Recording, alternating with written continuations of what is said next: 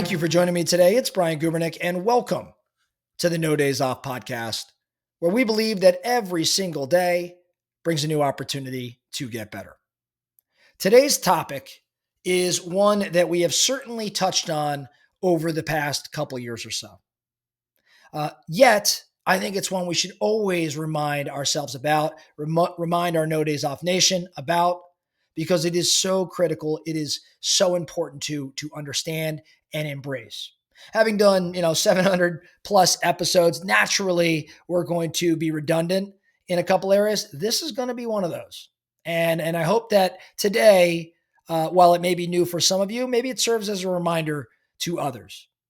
Today, I want to talk about this velocity lie. I want to discuss the critical difference between speed, which we'll call velocity, and direction, which we're going to call vector, and why focusing on speed, velocity, guarantees failure. Now, we often confuse busyness with progress. We praise velocity, which is the pure measure of speed. We feel productive when we're moving fast. We feel productive when we're checking things off, when we're putting in long hours. I know I certainly have felt that way in the past, and from time to time now I feel that way. But when you study success, when you study the most disciplined leaders, what you find is that they understand that really only vector, only direction matters. Velocity is the rate of movement, which is how fast you are going, but vector is the direction of movement. In other words, it's where you are going. Now, the velocity lie is the belief that moving faster will fix a directional problem. The velocity lie is the belief that moving faster will fix a directional problem.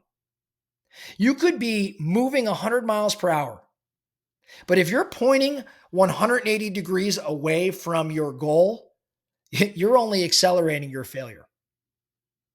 Now, why do we fall for this velocity lie?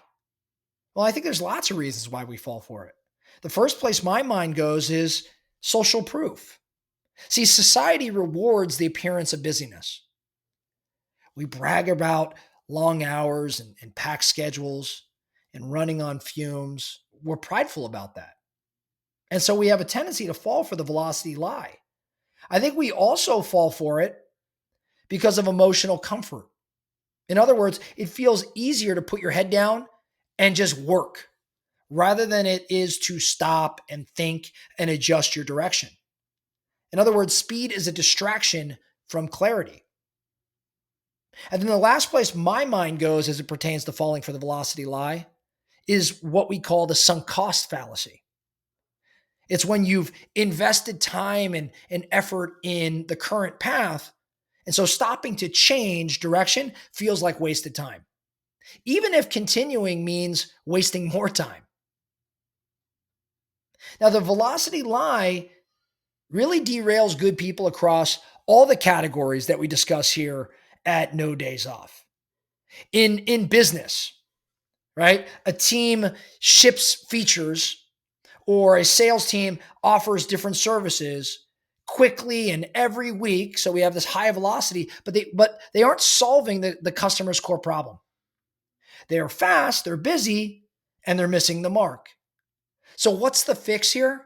I think a disciplined leader asks a question like, are we building the right thing? Are we offering the right thing? Or just building the thing right? Are we building the right thing or just building the thing right? A disciplined leader focuses on validating the vector, which in this case is the customer need. And they do so before accelerating the velocity. Now, in personal performance and in goals, the trap is you follow this complicated, intense morning routine, and it has a high velocity of tasks. But you haven't decided what the most important goal for the year even is. So you execute perfectly on the wrong plan. So the fix here would be clarity on the single North Star goal, which for the year, let's say, would be the vector. And in doing so, it makes 90% of your current busyness tasks, makes them non-essential. In money, in wealth, and investing, the trap is, day trading and fads and reacting to headlines, much like we've been talking about this whole week. But this is maximum velocity. You are trading quickly, you're moving money fast, you're expending massive emotional energy. But the fix here would be investing for the long term, which is much more of a directional thing, a vector.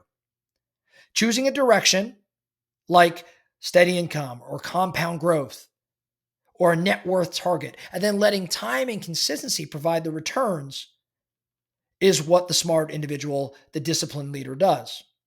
High velocity in investing usually leads to high friction, and high friction in investing typically leads to low return. So what do we do? Well, I think we have to reset our vector, right? The most valuable skill that you can develop is the ability to stop your velocity entirely and then to check your vector. So I think in terms of action steps, number one, we have to truly identify and establish the North Star. What's the destination? You've got to have one primary measurable outcome and let that define success for the next 90 days, let's say. If you have 5 priorities, you probably have no priorities.